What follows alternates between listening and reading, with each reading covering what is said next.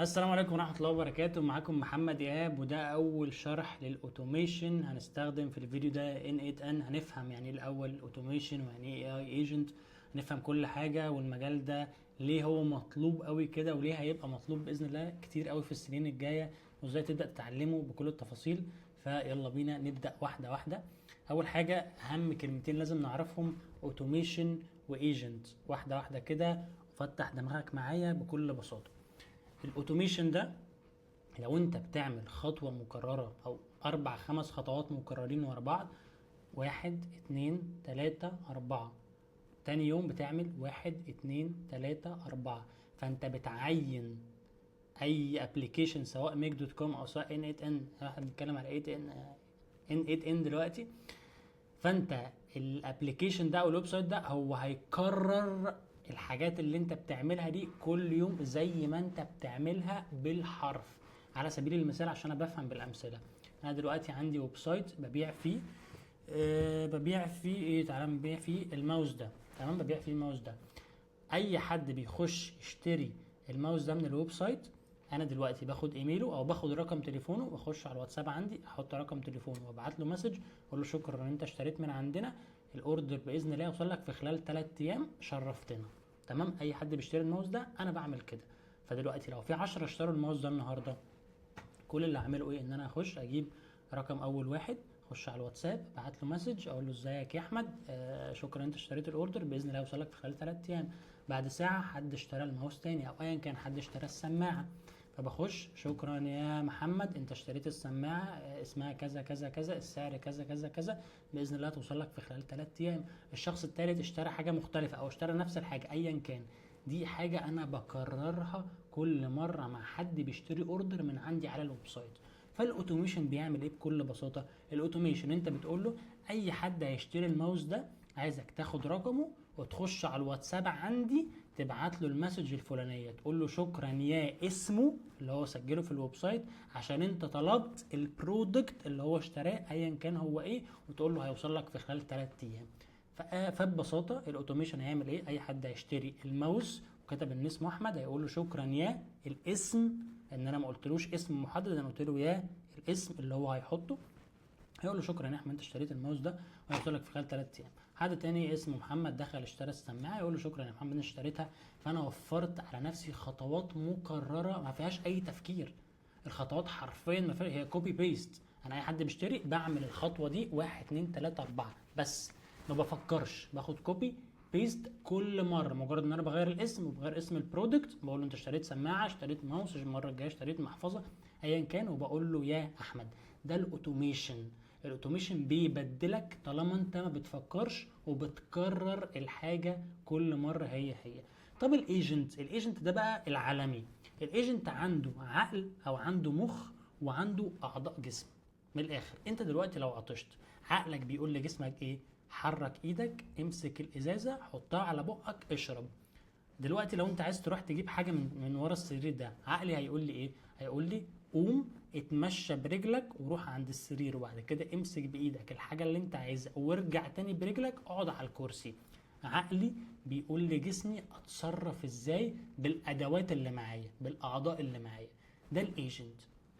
الايجنت عنده عقل وعنده اعضاء، مش مجرد بيكرر خطوات. على سبيل المثال، هديك برضو مثال، انا زي ما قلت لك انا بفهم بالامثله. انا عملت ايجنت، قلت له خد العقل بتاعك اهو، وخد اعضائك. اعضائك عباره عن جيميل. اعضائك دي اللي هي التولز بتاعتك. اعضائك هتبقى جيميل وواتساب وجوجل شيتس. انا مديك 3 اعضاء دلوقتي، 3 تولز انا مديهم لك. مديك عقل الاول، وبعد كده مديك 3 اعضاء مالكش غيرهم. وانا بكلم العقل، بقول لك ايه؟ ما تبعت لي ايميل لاحمد@gmail.com، قول له ان انا اقول له مثلا ان انا هتبعت مثلا ايميل لاحمد تقول له النهارده ميعاد الكورس الساعه 7. هيروح هو واخد الكلام في عقله، هبعت لاحمد@gmail ان الكورس الساعه 7. طب انا معايا ايه؟ ايه اعضائي؟ معايا جيميل، معايا واتساب، معايا جوجل شيتس. ابعت ايميل عن طريق ايه؟ جيميل. راح يروح يبعت عن طريق الجيميل الحاجه اللي انت قلت له عليها. هل انت قلت له استخدم جيميل؟ لا، انت مجرد بتكلم الاسيستنت بتاعك، بتقول له ابعت ايميل كذا كذا كذا، قول له كذا كذا كذا. طيب لو انت جيت لنفس الايجنت ده قلت له بقول لك ايه، في واحد اشترى الكورس وده ايميله وده اسمه ودي طريقه الدفع اللي هو دفع بيها، عدل لي الشيت وحط البيانات دي. هو يفهم اعدل الشيت وانت مديني بيانات، طب انا اعدل الشيت في جيميل ولا اعدله في واتساب ولا اعدله في جوجل شيتس؟ اعدله في جوجل شيتس، يروح رايح معدله في جوجل شيتس. طيب المثال الثالث على الاخير بقى، وروح ابعت للرقم الفلاني قول له شكرا ان انت اشتريت الاوردر ده وهيوصل لك في خلال 3 ايام. طب ابعت له على الجيميل ولا ابعت له على جوجل شيتس ولا ابعت له على واتساب؟ لا هبعت له على واتساب، لان ده التول اللي معايا اللي هتسمح اعمل اللي انت بتقول عليه. يعني ببساطة انت بتقول له انت عايز ايه، هو بيفكر يشوف اللي انت عايزه ده هيتعمل بانهي تول من اللي معايا او انهي عضو في جسمي من اللي معايا من اللي انت مديهم لي، وهبدا اعمله. عشان كده الايجنت اذكى بكتير، هو مش يعني مش اذكى بكتير، هو ذكي. الاوتوميشن مش ذكي، الاوتوميشن بيكرر الحاجة اللي انت قلت له كررها بس ما بيفكرش. فده كان الفرق بين الاوتوميشن والايجنت. عشان نبدا احنا دلوقتي نخش على طول عملي عشان نبدا نفهم عملي واحنا شغالين، مش هقعد اقول لك مصطلحات بس كان لازم تفهم الفرق بين الاوتوميشن والايجنت. فده ان 8 ان هبقى اقول لك ازاي تسجل وازاي تحطه على هوست لان هو قصه، انا بس عايزك تفهم المصطلحات وتفهم المجال ده بيقول ايه. هنعمل هنا كرييت ورك فلو عادي جدا، ورك فلو.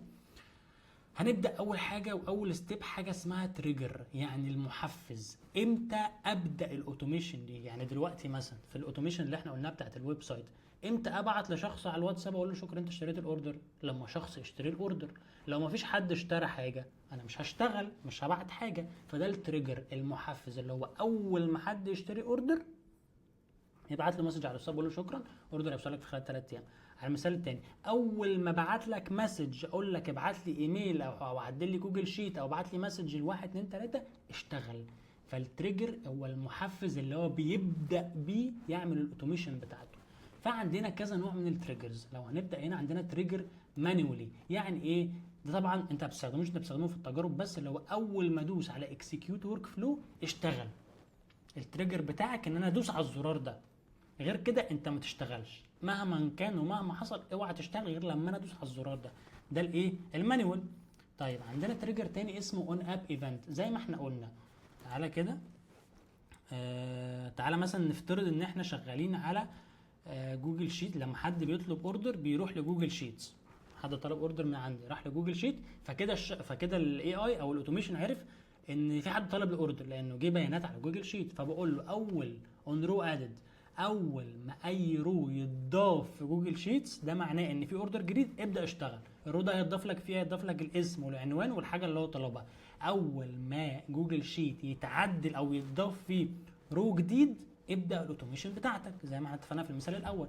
طب المثال الثاني اللي احنا قلناه اول ما ابعت لك حاجه، دي هنعملها ببرنامج ايه؟ لا دي مش ببرنامج. عندك هنا اون شات، يعني اول ما ابعت لك، اول ما اكلمك اقول لك كذا كذا كذا. هنا مثلا عندك اهو اون شات، اول ما اكتب لك حاجه ابدا اعمل اللي انا بقول لك عليه. ده كان تريجر تاني برضو. طيب تعالى نشوف اي تريجر تاني، ايه التريجرز اللي عندنا تاني، ايه المحفزات اللي عندنا تاني. عندك اون سكادجول، كل يوم الساعه 9 الصبح هتبدا في الاوتوميشن بتاعك. كل يوم الساعه 5 العصر هتبدا في الاوتوميشن بتاعك. كل كذا كذا كذا هتبدا في الاوتوميشن بتاعك. الويب هوك ده لسه يعني قصته قصه فهنسيبه شويه، سيبك منه دلوقتي. اون فورم سبمشن. سبمشن ايه سبمشن دي؟ سبمشن ان اول بيبقى هتبقى عباره عن فورم. تعالى كده ناخدها كوبي. هنا السؤال واتس يور نيم، انت عايز تكست هتقول له محمد ايهاب، ده الحاجه اللي هو هيبقى شايفها، ده هيبقى ريكوايرد. فتعالوا نجرب. هنا اون فورم سبمشن برضو سبمشن ايه يا جدعان؟ اون فورم سبمشن دي اللي انت بتعمل فورم معينه عن طريق ان 8 ان. اول ما حد يجاوب، يعني انا اهو دلوقتي جاوبت، سيبك من اللي انا عملته اللي فات ده، المهم ان اي حد هيجاوب على الفورم دي هيحط بياناته احمد كده خلاص. هو هنا جاب البيانات، ده التريجر بتاعك. اول ما حد يحط بياناته ابدا اشتغل. ده كان اون فورم سبمشن. طيب عندنا ايه تاني تريجرز؟ عندك هنا executed by another workflow، يعني قصتها قصه بس هقولها لك ببساطه. دلوقتي انا عامل ورك فلو على ان ان. ورك فلو ده اللي هو الحاجه اللي احنا شايفينها دلوقتي، ده اللي هو دلوقتي انا مثلا بعمل تريجر مانيولي وبعد كده احط له مثلا احط له هنا اكشن ومش عارف احط له ايه واحط له كذا واحط له واتساب واحط له هنا خلينا تليجرام، ايا كان كل الحاجات سيبك من اللي انا بعمله ده اسمه ورك فلو. تمام، اللي انا عملته ده كله اسمه ورك فلو، ده البناء اللي انت عملته. تمام، فنرجع بقى نشرح يعني ايه اصلا اللي هو التريجر ده. بيقول لك لما الورك فلو يطلبك اشتغل. يعني انا دلوقتي عملت ورك فلو رقم واحد بيقول 1 2 3 4، عند النقطة الرابعة ده بيبقى تريجر لورك فلو تاني. هي قصة كبيرة سيبك منها دلوقتي، انا بس حبيت اقول لك اختصارا يعني. اون شات دي اللي احنا جربناها، واذر ويز وحاجات دي. احنا المهم ان احنا تعالى بس ناخد اللي احنا هنستخدمه. تعالى نعمل يعني نبني، تعالى ان احنا نعمل، تعالى ان احنا نعمل اون شات مسج كده. لما انا اقول لك اعمل كذا تعمله. طيب كذا ده عن طريق ايه؟ احنا دلوقتي هنحط له زي ما اتفقنا، بنحط الشات. خلاص انا هنا اي حاجه اقولها لك انت المفروض تعملها لو انت ايه، لو انت ايجنت. طيب تعالى هنا نحط الايجنت بقى، نحط المخ بتاعه اهو. بص يا سيدي، المخ مكون من ايه؟ الموديل. ايه الموديل اللي انت هتستخدمه عشان يفكر بيه؟ هنفهم دلوقتي. والميموري، هل هيخزن المعلومات اللي انت هتقولها له ولا لا؟ والتولز اللي هي اعضاء جسمه اللي احنا قلنا عليها. فواحده واحده، تشات موديل. تعال نشوف المودلز اللي موجوده. عندك جيميناي، عندك اوبن اي اي، عندك المفروض ديب سيك، عندك ديب سيك. انا عن نفسي بستخدم اوبن اي اي اللي هو تبع تشات جي بي تي. ده العقل اللي انا عايزه يفكر بيه. هنا المفروض تسجل باكونت الاوبن اي بتاعك. لسه احنا هنتكلم على كل طرق التسجيل والكلام ده، بس انا دلوقتي عايزك تفهم بس ايه المجال ده. فانا دلوقتي مسجل باوبن اي بتاعي، وهنا عامله 4.0 ميني. ده الموديل اللي هو هيفكر بيه. انا دلوقتي لو جيت قلت له هاي، بيقول لي هاو كان اي اسيست يو توداي. ماشي، تعال نشيل ده. دلوقتي انا حطيت مخ، بقول له هاي، ما ردش عليا. ليه؟ لان ما لسه ما خدش المخ، لسه ما خدش ان هو المفروض عنده مخ. فده المخ بتاعه، نحط له اوبن اي اي زي ما قلنا. خلاص عملناه كده. فلما اقول له هاي هيخش للمخ بتاعه ده. في حد بيقول لي هاي، اقول ايه؟ قال له رد عليه. بيقول له قول لي هالو هاو كان اي اسيست يو توداي. طيب لو جيت قلت له واتس 2 بلس 2، لو قلت له 2 زائد 2 كام؟ هيقول لي كام؟ هيقول لي 4. اوكي، هقول له can you add 2، هقول له ممكن تضيف 2 كمان عشان يديني 6. هيقول لي ايه؟ بص هيقول لي ايه دلوقتي. بيقول لي انت عايز تحط 2 على ايه؟ انا مش فاهم حاجه. يعني قول لي رقم، قول لي مثلا احط 2 على 3، احط لك 2 على 3. مش انا يا حبيبي لسه قايل لك فوق 2 بلس 2 كام؟ قلت لي 4. قلت لك حط لهم 2. قلت لي يعني ايه؟ انا مش فاهم يعني ما احط 2 على ايه؟ ليه بقى؟ لان هو ما عندوش ذاكره اصلا. كل رساله بتتبعتها كانها جديده لسه عليه. لكن لما نقفل ده كده ونحط له ذاكره سمبل ميموري عادي جدا، ونقفل كده، احنا كده بنفهم. انا ما بشرحش تفاصيل، بنفهم المجال عباره عن ايه. واجي اقول له what's 2 plus 2، هيقول لي 4. add فين؟ add 2. قلت له زود 2 كمان، راح قايل لي ايه؟ 4 plus 2 equals 6. ليه؟ لان خلاص خزن في الذاكره ان في قبل كده انا سالته سؤال اللي هو 2 بلس 2 كام؟ راح قايل لي خلاص انا في الذاكره بتاعتي ان انا كلمتك قبل كده، فرحت مكمل على الذاكره. دي تاني حاجه بعد الشات موديل عندنا الميموري. طيب التولز انا هديله ايه؟ انا هديله جيميل، هخليه جيميل. ماشي، احنا كده كده عاملين كونكت بالجيميل. الجيميل يقدر يعمل بيه ايه؟ خلينا بس نرجع كده. خد بالك لان الجيميل هو ممكن يعمل بيه كذا حاجه. ممكن يعمل ديليت لايميل، ممكن يعمل جيت ميني، مارك از ريد، اي حاجه.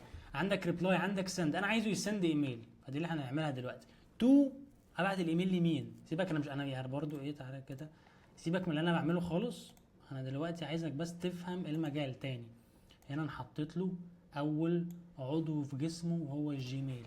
تاني عضو في جسمه هحط له جوجل شيتس، جيت رو مش عارف ايه. احنا عندنا ايه ابديت. اوكي، سيبك من اللي انا بعمله خالص. ده انا هنا بحط له الاعضاء بتاع الجسم. هنا انا حطيت له الموديل اللي هيفكر بيه، الذاكره بتاعته، اعضاء جسمه. واحده واحده، انا مش عايزك تزهق مني، انا عايزك تفهم كلمه كلمه. انا دلوقتي الايجنت بتاعه، واحده واحده بالراحه جدا. الايجنت ده المساعد بتاعي. التريجر اللي هو المحفز بتاعه، اول ما هبعت لك مسج ده المحفز بتاعك. هتخش لي على الاي اي ايجنت المساعد بتاعك. المساعد بتاعك مكون من ايه؟ مخ، ذاكره، ادوات. مخك كبني ادم، ذاكرتك كبني ادم، اعضاء جسمك كبني ادم. مخك بتستخدم تشات موديل زي اوبن اي اي، تمام؟ تشات جي بي تي ده اللي بيفكر بيه. عندك كذا موديل، عندك جيميناي، عندك ديب سيك، عندك. انا بفضل اوبن اي اي. تاني حاجه الذاكره، حطيت له ذاكره عشان يفتكر انا بقول ايه. ادواته حطيت له جيميل وحطيت له جوجل شيتس، دي بس ادواتك. تمام، تعالى كده نكلمه ونقول له، او تعالى نشيل الادوات بتاعته الاول. تعالى كده عشان تفهم الادوات دي بتعمل ايه. انا شلت الادوات بتاعتك. can you send an email to muhammad@gmail.com tell him the course is at 5 p.m. not 6 p.m. قول له ان الكورس الساعه 5 مش الساعه 6. ابعت لمحمد @gmail ايميل، قول له كذا كذا كذا. هنشوف هيبعت الايميل ازاي. بيقول لي ايه اهو، enable to send email directly. انا مش قادر ابعت ايميل. ليه؟ لان انا مش مديك ان انت تبعت ايميل. انا مش مديك تولز، مش مديك حاجه في جسمك تخليك تبعت ايميل. طب تعالى نحط له جيميل ببساطه جدا. والجيميل ان انت تسند هنا كذا، هنا سيبك من اللي انا بعمله خالص. هتفهم بعدين في الشرح بقى. امسك لك حته حته، بس عايزك تفهم المجال. تعالى ناخد نفس المسج، اقول له ابعت لمحمد ايميل. بعد ما حطيت له ايد عضو ان هو يبعت، راح قايل لي ايه؟ the email has been sent to muhammad@gmail.com. ليه؟ بص هنا الجيميل جالي علامه صح. انا بعت الايميل فعلا لمحمد، قلت له كذا كذا كذا كذا. هي ان انا اديته عضو في جسمه ويخليه يعمل كده. تعال نقول له ايه؟ can you update the row and make the first one done. هو مش فاهم رو ايه. انا دلوقتي قلت له خش على جوجل شيتس، ابديت الرو اللي هو رقم 1 ده خليه دون. هل انا حطيت له جوجل شيتس اصلا؟ لا، فهو مش فاهم. بيقول لي شيت ايه؟ طيب تعالى الشيت بتاعك. تعالى نختار الاول الشيت ان lesson 1 شيت 1. اوكي، انا عايزك تعمل ايه؟ جيت رو. لا، انا عايزك تابديت. خلينا اد. اوكي، هنا حطيت جوجل شيت. نفتح الشات تاني نقول له add this email to the sheet.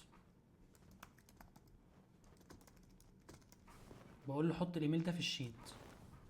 وريني ساكت اهو. قال لي ايه؟ ما عندوش value. please provide the exact details value you want to add sheet مش عارف ايه such as column name or any additional information. اوكي، بيقول لي احطه فين؟ هحطه هنا. add this email to the sheet in email section. تعالى ناخد الايميل ده كوبي.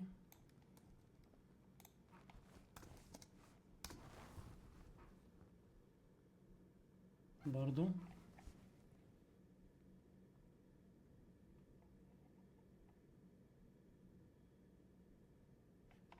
تعالى نخش كده على جوجل شيت.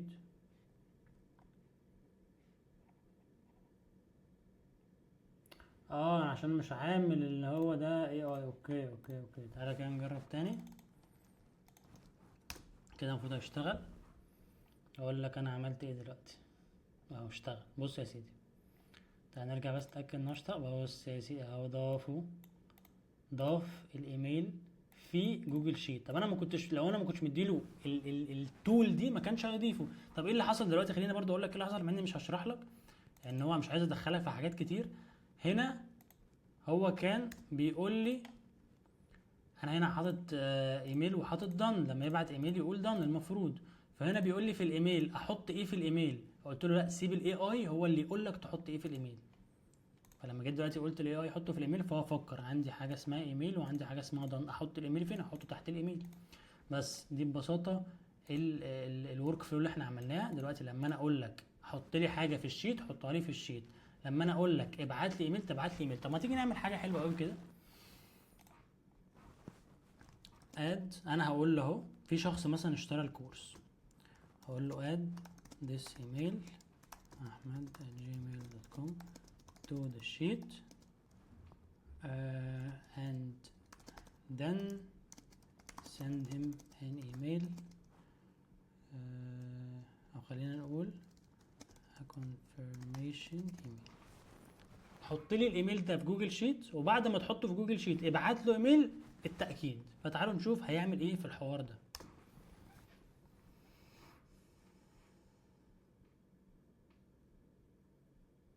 بيقول لي بعد حطيته في الشيت وبعت له ايميل. تعالى كده نخش نتأكد هو فعلا حطه هنا. هل هو فعلا بعت له ايميل؟ تعالى نشوف الايميل اللي هو بعته عامل ازاي. اهو دير احمد this is to confirm that your email has been added to the sheet successfully best regards. بعت ايميل وحطه جوجل شيتس. فهمت بقى الايجنت؟ فهمت الايجنت ايه فكرته؟ بيفكر، بيشوف ايه الادوات اللي معاه، هل هتساعده يعمل اللي انت بتطلبه منه ولا لا. ده ببساطه كان الاي اي اوتوميشن. طب ده هيساعدنا في ايه؟ عشان برده ما اطولش عليك النهارده، الفيديو بقى 22 دقيقه، انا مش عايز اطول عليك، انا عايز بس افهمك يعني ايه اوتوميشن ويعني ايه ايجنت، عشان ده اللي انت هتبني عليه كل اللي جاي. كل اللي جاي لازم تبقى عارف الكلمتين دول كويس قوي، اوتوميشن وايجنت. كده انت عرفت اوتوميشن تكرار، ايجنت بيفكر معاك، عنده عقل وعنده ادوات والكلام ده كله. طب احنا بنستفاد من الكلام ده بايه؟ انت دلوقتي ممكن اصلا تروح، سيبك من البيع والكلام ده دلوقتي خالص. انت دلوقتي هتروح لعياده مثلا عندها كاستمر سيرفيس ان هي بترد على العملاء، بدل ما تخشوا تردوا على العملاء اوتوماتيك، لا قصدي بدل ما تخشوا تردوا على العملاء مانيوال، انا هعمل لكم سيستم يخليكم العملاء يترد عليهم اوتوماتيك، لا وكمان يتسجل لهم مواعيد. يعني مثلا لو احنا مسحنا كل ده او هنسيب كل ده، نشيل التولز مثلا، ودلوقتي قلنا اون شات، ده الشات اللي العملاء بتتكلم عنه. واحد بيتكلم مع الدكتور بيقول له ايه ايه المواعيد المتاحه، هيروح الاي اي اوتوميشن على حسب اللي هو متعلمه هيروح قايل له، او الايجنت هيروح قايل له المواعيد المتاحه عندنا في خلال الاسبوع ده. هيرجع الاول لجوجل كالندر، لو احنا هنا ضفنا جوجل كالندر مثلا، دي الادوات بتاعته، هيرجع للادوات يشوف ايه المواعيد المتوفره في جوجل كالندر، وبعد كده يرجع يقول له المواعيد المتوفره يا فندم هي 1 2 3 4 يوم كذا وكذا وكذا بتاريخ كذا وكذا وكذا الساعه كذا وكذا وكذا. تحب احجز لك انهي ميعاد؟ يقول له احجز لي الميعاد يوم الاربعاء الساعه 2. يقول له تمام، يروح راجع على جوجل كالندر حاجز الميعاد ده باسم العميل، يقول له قول لي اسمك يا فندم، قول لي الايميل بتاعك، يروح واخد البيانات دي مسجلها. تعالى نقول ان احنا هو هيسجلها على جوجل شيتس، وبعد كده يسجل الايميل ده في كالندر. رد على التليفون بس واجي لكم. الو، عليكم السلام، ازيك يا ريس؟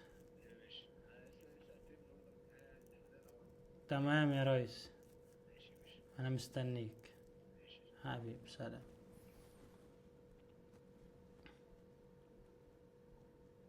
تمام، هيروح واخد جوجل شيت حاطط بيانات العميل ده عشان نحفظها عندنا، ويروح على الكالندر يروح واخد له ميعاد، وبعدين يبعت، ممكن كمان يروح باعت ايميل. بص انا بفكر معاك، انا ما بعملش فلو كده انا مجهزها، لا انا بفكر معاك. يروح باعت، خلينا الاول كده يعمل اول جوجل شيت يحط بيانات العميل، وبعد كده يروح باعت لهم. مش لازم ترتيب خالص، انا بس برتبهم عشان ابقى عيني مرتاحه. تعالى ننزل ده، يروح عامل له جوجل كالندر، يروح واخد له ميعاد، وبعد كده يروح باعت للدكتور ايميل او تليجرام مسج او ايا كان بقى انت عايز يستقبل ايه. هتبعت له اي حاجه، تقول له في عميل اسمه كذا كذا كذا حجز يوم الاربعاء او كده كده، جوجل كالندر بيبعت له مسج اوتوماتيك. انا بقول لك يعني انت ممكن تعمل ايه. فده كله لما حد بس يخش يقول ايه المواعيد المتاحه، انا عايز احجز ميعاد. الدكتور ما تدخلش، مفيش كاستمر سيرفيس خالص، كلها اي اي ايجنت هي اللي بتتحكم، وعملت كل ده من غير ما بني ادم يرد عليها. خدت المعلومات، شافت الادوات اللي عندها، شافت جوجل كالندر، شافت المواعيد اللي فاضيه ايه، راحت حجزت له ميعاد، وبعد كده بعتت ايميل للدكتور. اذا يعني كده كده جوجل كالندر بيبعت، بس يروح يبعت ايميل للدكتور او مسج على تليجرام او مسج على تليجرام او مسج على واتساب، يقول له يا دكتور في عميل اسمه 1 2 3 حجز يوم كذا كذا كذا. كل ده في ثانيه. ده كان الاي اي اوتوميشن والاي اي ايجنت. عايزك بس تفهم المصطلحين دول كويس قوي عشان احنا نبدا. احنا كده، انت كده يعتبر خدت نص الطريق او تلات ارباع الطريق لو فهمت الجملتين دول. نبدا بقى نشوف ممكن نستخدم الحاجات دي ازاي، نبدا نشوف الاساسيات، نبدا نشوف هنربط الكلام ده بالايجنت ازاي. هو طريقه بسيطه جدا بس محتاجه كل حاجه، محتاجه شرح سيكا بالذات حوارات جوجل وميتا، محتاجه شويه شرح. ميتا ده اللي هي تبع فيسبوك وانستجرام وواتساب والكلام ده، محتاجه شويه شرح يعني رزل شويه، بس الباقي بيتربط بطرق سهله يعني. فانا بس كل اللي كنت عايزه منك النهارده ان انت تفهم يعني ايه ايجنت ويعني ايه اوتوميشن، عشان باذن الله اللي جاي تقيل وبالتفاصيل. اتمنى عايزك بجد تكتب لي في الكومنتس هل انت فهمت اللي انا قلته النهارده ولا انا كان شرحي يعني عايز تعدل على حاجه، بحيث الفيديوهات اللي جايه انا عايزك تكون فاهم كل كلمه. انا عايزك انت تبتكر، مش عايز في ناس دلوقتي بتقول لك ايه في ورك فلوز، تعالى هديك 200 ورك فلو بسعر كذا. انا مش عايز ورك، انا عايزك انت تتعلم يعني ايه ورك فلو، عايزك تعرف ازاي دي الورك فلو زي ما انت فاهم، عايزك تعرف ازاي تبني ورك فلو، عايزك تشوف المشكله قدامك فتشوف هي ممكن تتحل ازاي. ده اللي انا عايزه منك، تفهم مش تحفظ حاجه. عشان كده ما تطرقتش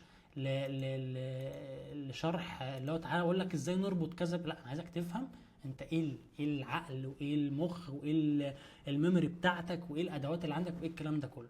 بس بتمنى تكون استفدت من الفيديو ده، وباذن الله الفيديوهات اللي جايه تبقى احسن. مستنيك بس تقول لي في الكومنتس رايك، محتاج اطور ايه، محتاج اغير حاجه عشان انت تفهم اكتر الحاجه اللي جايه. واشوفك في الفيديو الجاي باذن الله. سلام.